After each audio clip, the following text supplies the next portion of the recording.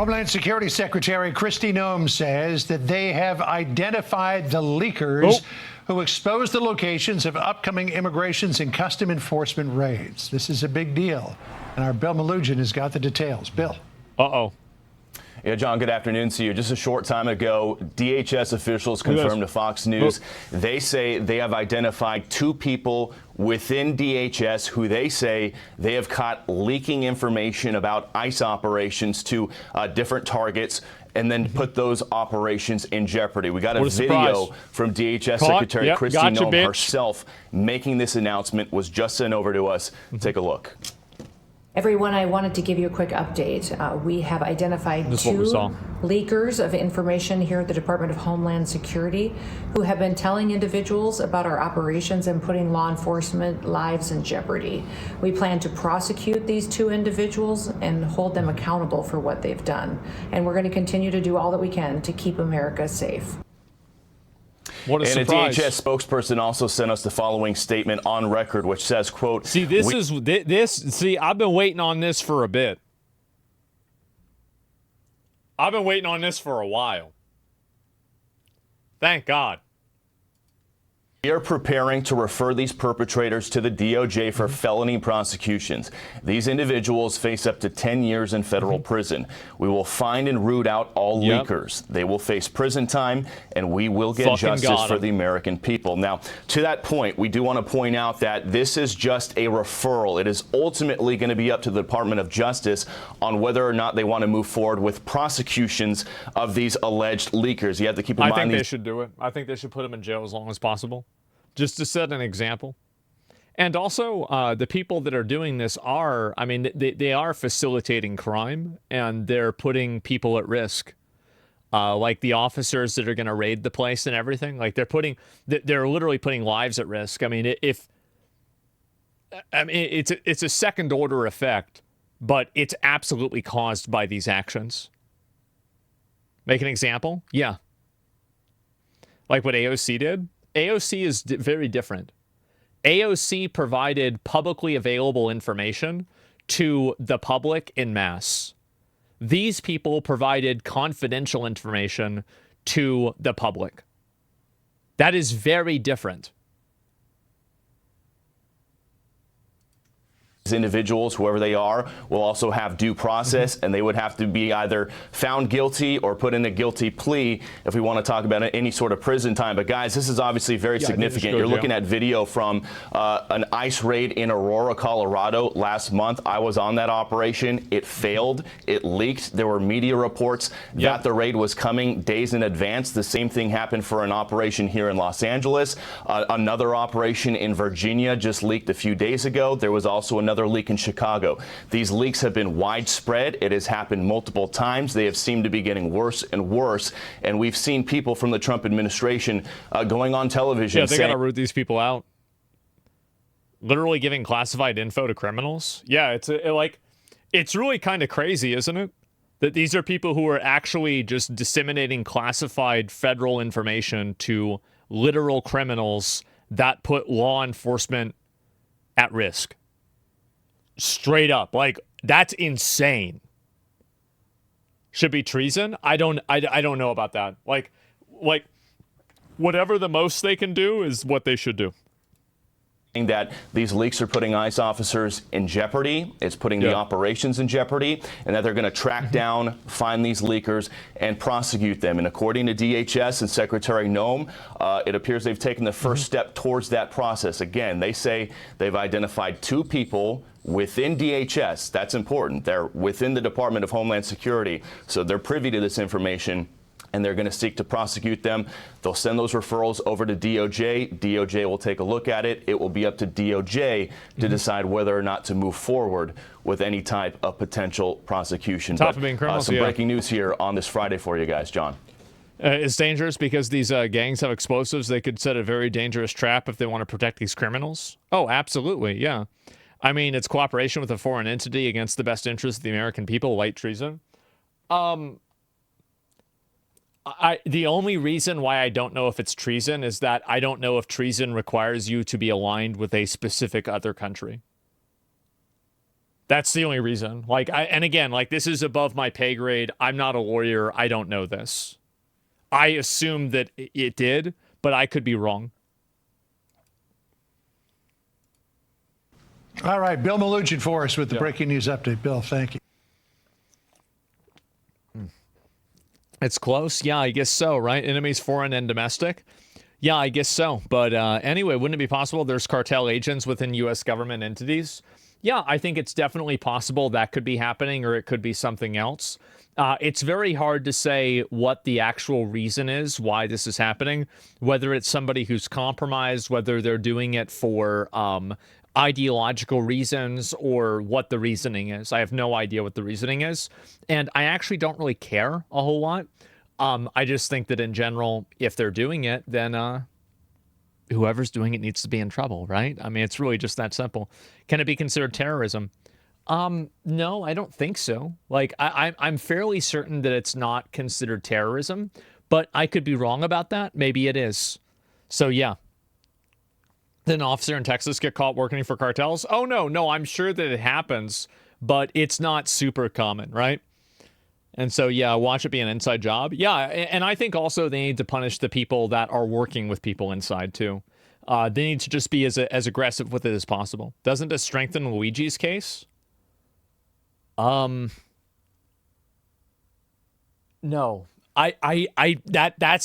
That one came out of left field. I did not expect that at all. What? Yeah.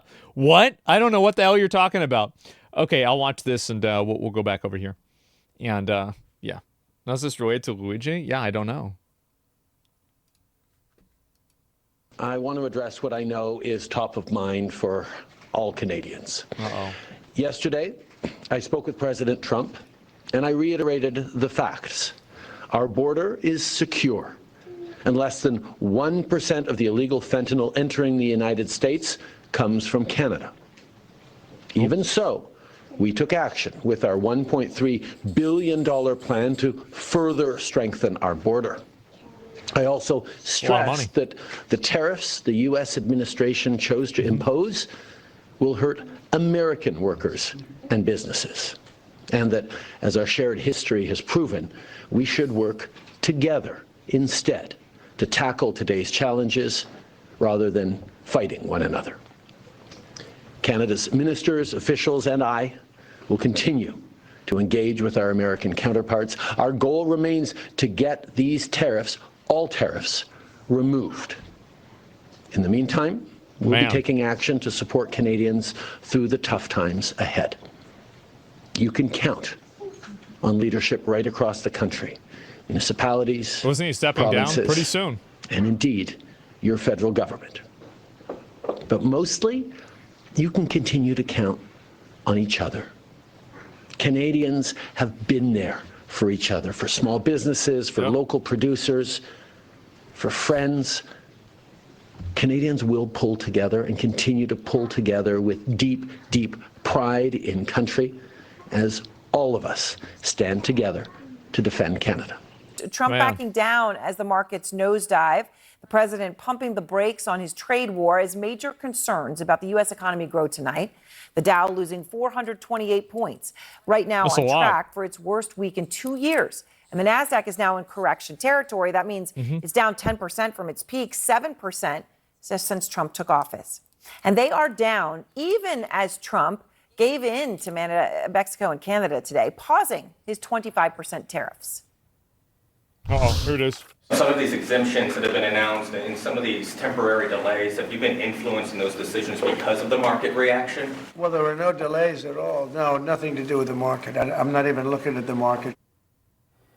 Of course, there was delays, right, because they were going to do them. Then he had the calls with the Trudeau and Sheinbaum. Why would they play a clip of him saying that's not the reason after she said the reason is because of the thing that he said it's not the reason for? Delayed them a month, and now here we are. Now they're delayed again. As for not looking at the market, that would be new because for years, Trump has been aggressive about touting just how well the markets do when he's in charge. Since the election, the stock market has broken one record after another. The stock market is good because a lot of people think we're going to win the election. We had a great stock market. We're hitting record stock market numbers. Another great all-time stock market record. The stock market's up again. It's true. I mean, he definitely has talked about that a lot. Yeah. And his on-again, off-again trade war is setting alarms off around the world. I mean, Yeah, heads of of course he state, said that. investors, consumers, nobody really knows whether to take Trump seriously because he does continue to say he's going to do them and there's no way he won't. And then he delays it, pauses it. The tariffs are going to be in April and now then March and now April. I don't know. Like, I feel like he's doing some kind of like the only other situation where I've seen something like this happen is like loan sharking or like any sort of like illegal activity, right? Where it's like, oh yeah, you can, instead of buying one, you're going to buy two and you owe me one. You're going to buy two for the price of one and now you owe me one. Like that, you know, stuff like that, right? The strong arming? Yeah. Whether he's crying wolf, nobody is clear at this point where this is. One thing is for certain, though, underneath all of this is that prices have gone up. Prices have gone up at least 3% over the past month. Egg prices and housing, obviously, prices have gone up. The thing is, though, if you listen to Trump and some of his wealthier allies, these price increases are a small price to pay for the MAGA agenda. As American people ready to get the country back on track and do what it needs to, or do what it takes to make that happen, absolutely. We're going to have to adjust some prices for it.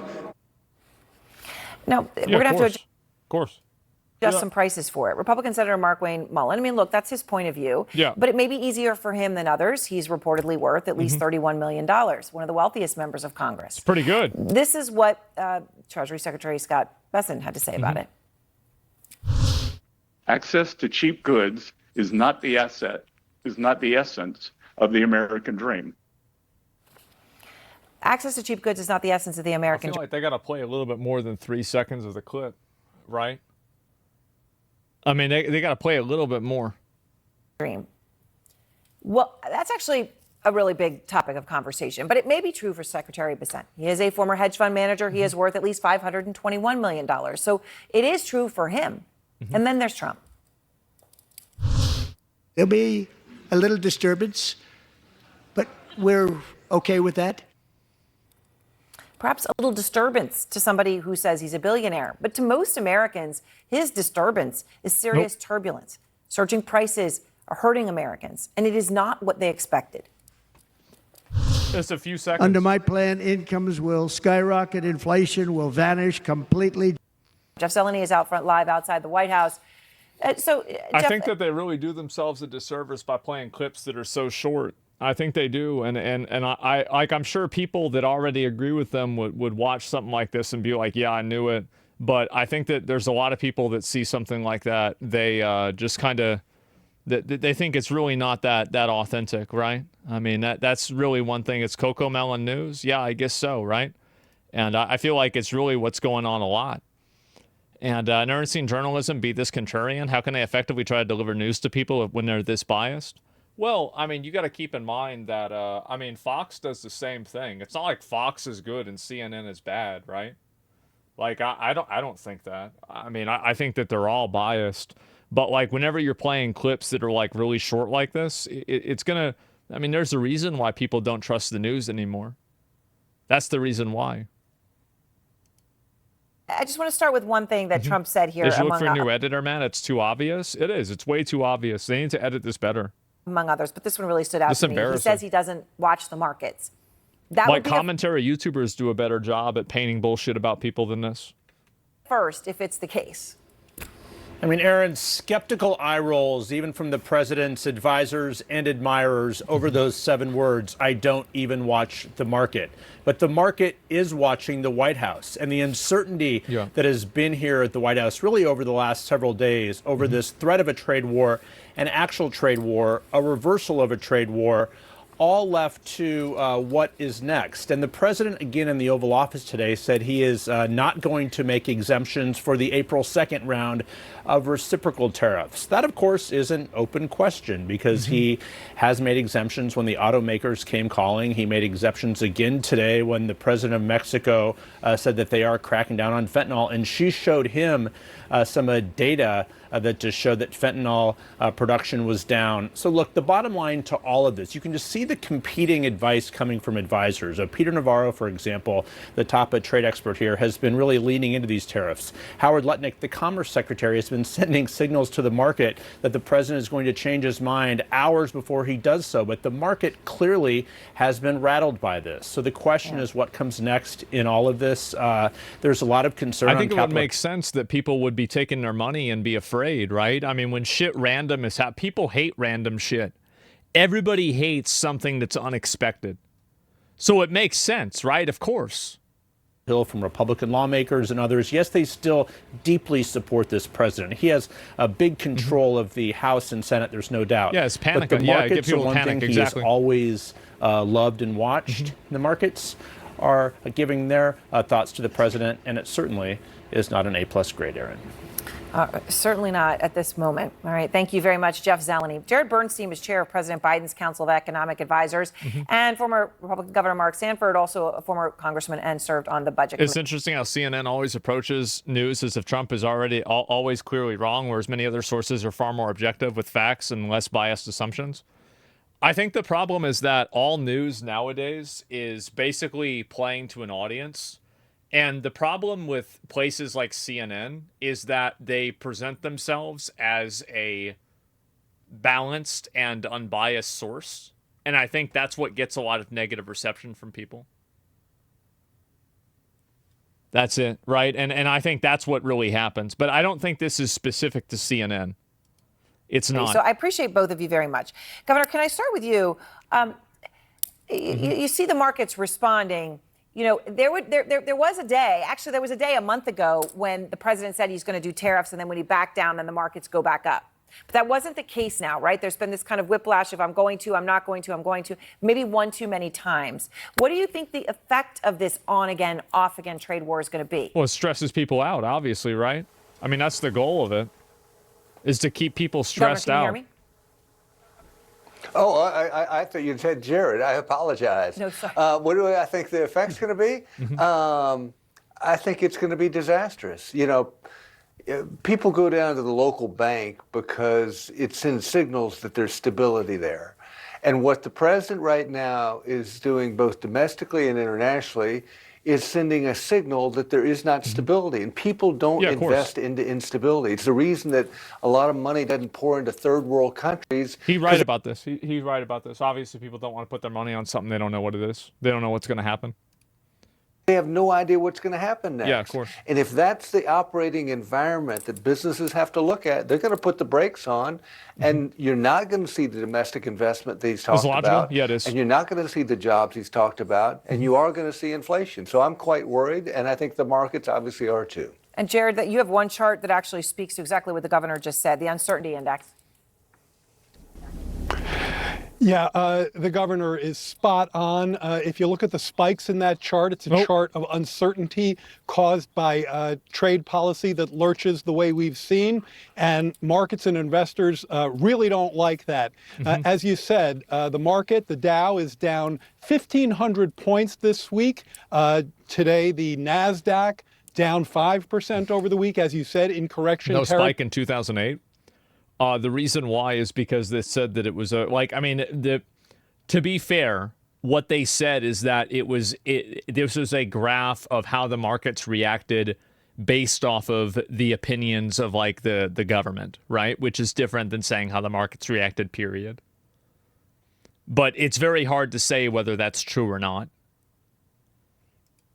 Because you can't separate these different variables. One reliable force that can protect American consumers from the price increasing impact of these harmful tariffs on Canada and Mexico is, in fact, the stock market. The president doth protest too much when he says otherwise. We know the record on that. Yeah. I also, though, think we should be clear, as Jeff was, that the call with President Sheinbaum and the progress they've made on fentanyl, that's good news. but the markets are the dominant force here. So, Governor, I'm also curious. You look at, you got to layer in this what we saw on jobs. Now, you have a more than doubling in the number of layoffs this February from last February, and overall the biggest number of job losses on a month-to-month basis. You were saying the stock market doesn't actually represent the economy, though. Stock market's been soaring while most Americans have been drowning.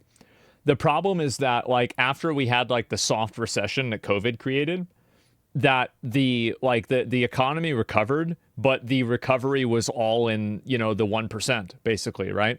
So like rich people made a lot of money during COVID and post-COVID, but poor people either stayed the same or had a backslide.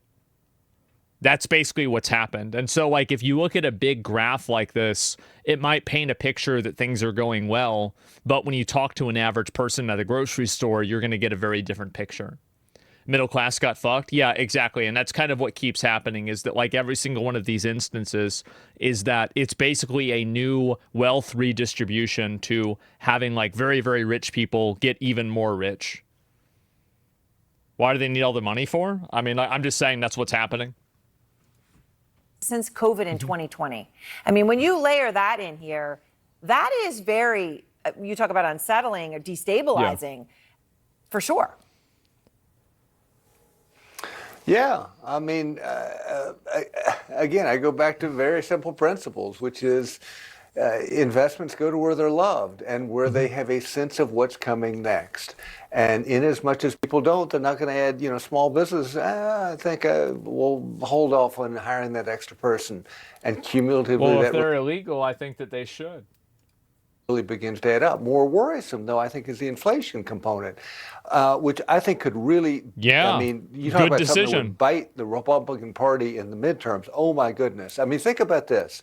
Half of the fresh produce that you see in grocery stores across the country in the wintertime comes from Mexico. A quarter of the lumber supply that goes into the houses that are being built comes from Canada. You begin to put walls up to our immediate borders, and a lot of bad things begin to happen from the standpoint of inflation, which is the flip side of what will hurt people. They can lose their job, or they can see prices go crazy. Either way, they get hurt, and I think there'll be a political consequence.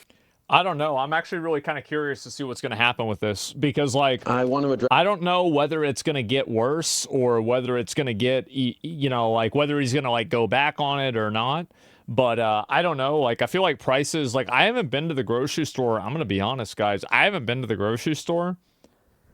That's not true. I had to go and I had to pick up something for my dad. I did go, but I didn't really pay attention. I just got like two things. I haven't been to the grocery store in probably 2 months, right?